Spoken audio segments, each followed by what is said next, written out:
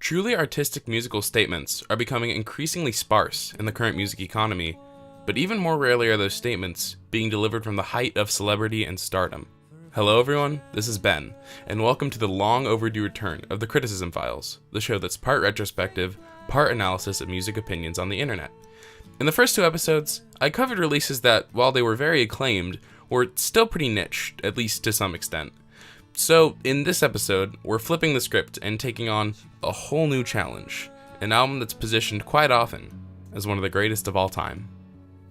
Radiohead is an Oxfordshire, England-based quintet who've been making some of the most acclaimed and game-changing rock music in history since their initial artistic breakthrough, 1995's The Bends, an album which was still rooted in the grunge of their debut Pablo Honey, but hinted at a more artistic and paranoid side to their music. The iconic single Creep and The Bends quickly made Radiohead a hot new name to watch out for. Then, they blew away all previous expectations entirely with their 1997 album OK Computer, which really needs no introduction. Lyrically, Thom Yorke went deeper into subtle political commentary than ever, and created an album absolutely fraught with pre-millennial anxiety and angst, backed by Jonny Greenwood's genius, genre-fusing compositions. It was an instant hit with audiences and writers all across the world.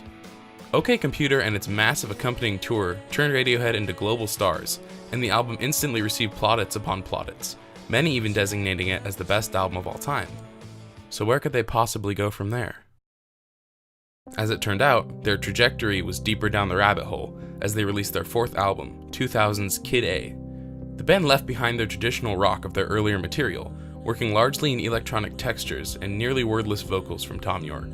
The 2 years of touring behind OK Computer left Thom depressed and lifeless, and these feelings manifested in lyrics that delved into techno-paranoia, information overload, dissociation, and various other worries of the new millennium's globalist society. The album was highly polarizing, with many calling it the greatest album of all time, a greater achievement even than OK Computer, and a few calling it Radiohead's worst, pretentious garbage, nothing more. So why were people so divided? Well, let's look at some opinions. We'll start with a 4 out of 5 star review published in Rolling Stone on October 12, 2000, written by David Frick. Quote, "Kitteh is all blur. It is a kind of virtual rock in which the roots have been cut away, and the formal language, hook, riff, bridge, has been warped, liquefied, and in some songs thrown out altogether. If you're looking for instant joy and easy definition, you're swimming in the wrong soup." Frick praises the subversion of Kitteh, focusing on its unique status as such an abstract album being released by a band in Radiohead's position, calling it a work of deliberately inky, often irritating obsession. Imagine, if you will, being an avid music fan in 2000. Radiohead, so far, has released 3 albums of fairly inviting music. Prickly socio-political commentary and all, they were still a traditional rock band. Then, their new record confronts you with a complete lack of linear guitar grooves, strange and inscrutable lyrics about paranoia and an uncertain future, and even an uninterrupted 4-minute piece of ambient soundplay. Critics had one of two reactions to the abstract sounds of Kitteh: high praise or strong disgust. Frick represents the former, apparently adoring the depth of experimentation. Quote, "In pop music, clarity isn't everything. Any album that gives up all of its secrets in the first go-round isn't built to last." As much as I disapprove of Rolling Stone in general, this is a pretty good review, and represents well one of the main aspects of Kitteh that gains so much acclaim: its experimentation and innovative sound. It's not as though strange electronic textures weren't being played with by labels like Warp Records, who, by the way, heavily inspired portions of this album, but to hear such odd music released by one of the world's biggest bands was a shock, one that many critics clearly enjoyed. David Frick's writing skews a little formulaic, but his logic is consistent and so is his structuring. Good review. Alright, next review, and this is kind of an infamous one. October 2nd, 2000 shall forever be remembered as the day that Pitchfork published Brent DiCrescenzo's legendary 10 out of 10 review of Kitteh. Quote, "This is an emotional, psychological experience. Kitteh sounds like a clouded brain trying to recall an alien abduction. It's the sound of a band, and its leader, losing faith in themselves, destroying themselves, and subsequently rebuilding a perfect entity." DiCrescenzo's review is decidedly more concentrated on the visceral, psyche-altering listening experience of Kitteh than on its sound. With language as grandiose as the album itself, he salivates over the unique thrill of experiencing Kitteh. I try not to spend too much of these videos just reading the reviews I'm discussing because you could just as easily go read them for yourself, but I really feel like in order to deliver the message, I have to read the entire concluding paragraph of this review because it summarizes DiCrescenzo's perspective on the psychological impact of the album better than any summary of mine possibly could. And I really can't decide if it's the best thing I've ever read or the worst. I'll try my best to do it justice. The experience and emotions tied to listening to Kitteh are like witnessing the stillborn birth of a child, while simultaneously having the opportunity to see her play in the afterlife on IMAX. It's an album of sparking paradox. It's cacophonous yet tranquil, experimental yet familiar, foreign yet womb-like, spacious yet visceral, textured yet vaporous, awakening yet dreamlike, infinite yet 48 minutes. It will cleanse your brain of those little crustaceans of worries and inferior albums clinging inside the fold of your gray matter. The harrowing sounds hit from unseen angles and emanate with inhuman genesis. When the headphones peel off, and it occurs that 6 men, Nigel Godrich included, created this, it's clear that Radiohead must be the greatest band alive, if not the best since you know who. Breathing people made this record, and you can't wait to dive back in and try to prove that wrong, over and over. This review, as gauzy as it is, fantastically illuminates the other part of Kitteh that struck a chord with so many critics, its emotional and conceptual strength.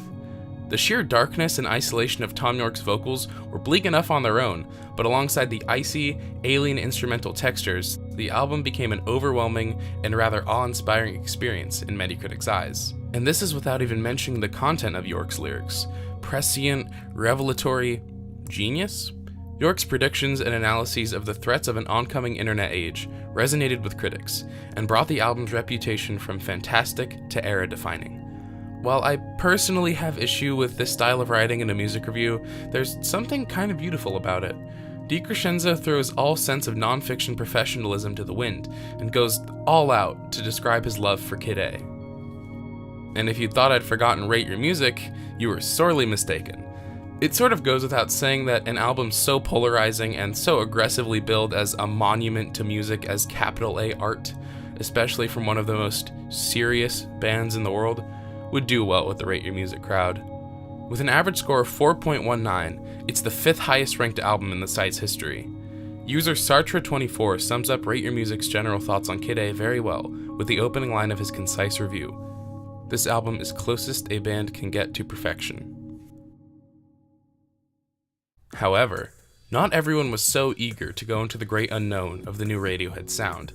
An admittedly small, but incredibly vocal portion of critics disliked Kitteh and everything it stood for, and publicly derided it. The first of these is the always argumentative NME, who published their review with no author and no rating. Quote, "For better or worse, Radiohead have always been about something, be it the loathing of self or the human condition in general, and the ramifications thereof. Yet it seems like in a desire to quash the rampant air of significance suffusing their every movement and utterance, they've rather sold short the essence of their art. Our unnamed author insults the status of Radiohead as the great new hope for music and their dedicated following. Quote, now, predictably, in attempting to reinvent themselves as a more elusive entity, they've made a record that by its mere existence will only heighten the intrigue and intensify their global cult. Here lies the main criticism of Kitteh's detractors. Its narrative is hollow, and the resulting album falls apart as soon as you stop subscribing to it. Since their conception, Radiohead have always implicitly positioned themselves as the saviors of rock music, to some extent, and their self-importance comes off as quite repulsive to some. Serial iconoclasts were already critical of the band after they released one of the most lauded albums of all time, and when the follow-up was as abstract as it was and obscured by such a thick fog of purported magic and intrigue, these writers smelled something fishy. Through this lens, some critics viewed Kitteh as nauseating. This is a well-written review, although I kind of can't stand NME's stalwart, more musically aware than thou attitude. The prose is good, the opinions are well thought out and articulated, and also, it takes a very good writer to deliver criticism in such a curt fashion without coming off as just a straight up hater. The review was more poking fun at Radiohead than spiting them, even though the writer clearly holds them in some contempt. So good on whoever wrote this, because NME didn't name them. But it wasn't just NME who thought Kitteh was too much of a departure. Mainstream listeners also took issue. To look directly at the average listener's opinion, let's go to Amazon. Reading negative reviews of Kitteh on here, it's easy to see why many mainstream audience members were turned off. Many thousands who enjoyed the bends and OK Computer on a surface level and considered themselves fans of Radiohead were perplexed by the strange, decidedly not rock, sonic landscape of Kitteh and saw the album as a worthless self-indulgence. So we've heard a lot of whinging about how pretentious and indulgent Kitteh is and how its narrative is just fake, but I also wanted to analyze a more musically and technically focused negative review in order to show both sides of the Kitteh detractors. For this purpose, let's head on over to the Dark Zone, otherwise known as 1-star rate your music reviews. User K Carpenter definitely had some things to say. Quote, "What exactly is unique about ambient music or minimalism? William Basinski, Aphex Twin, Stars of the Lid, Labrador Ford, Tim Hecker, Library Tapes, etc. beat Radiohead at their own game. At best, Radiohead manages to be somewhat derivative of said artists, and others who were actually groundbreaking in the genre of ambient, minimalist music." This goes back to the point I made earlier about how Kitteh was only truly experimental for superstars. Many artists had already mastered the sounds that Radiohead were only toying with, and their attempts appeared amateurish and foolish to some. K. Carpenter also sees the album's songwriting as terribly simplistic. Quote, "The national anthem features Tom York's wailing over a 4-note bass line. The bass line is something like,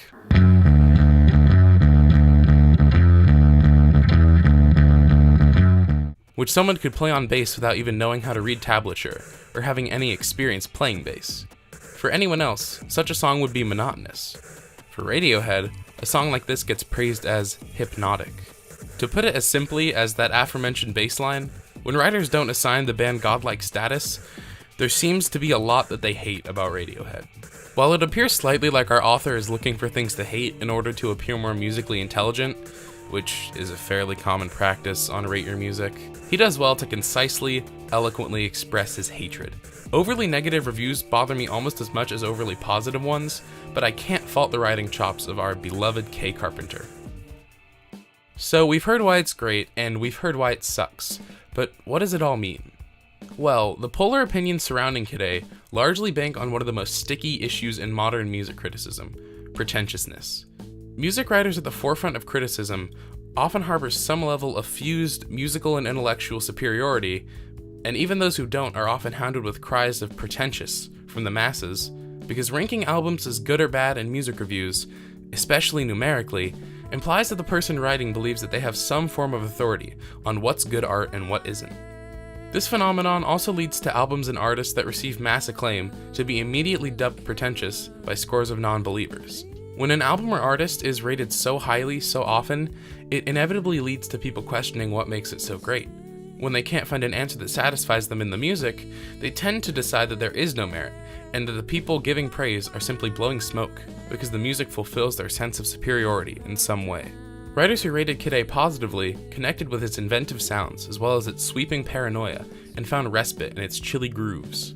In much the same way as Tyler the Creator did with Goblin, Radiohead created an album for scared, antisocial people like themselves, and it resonated with millions across the globe.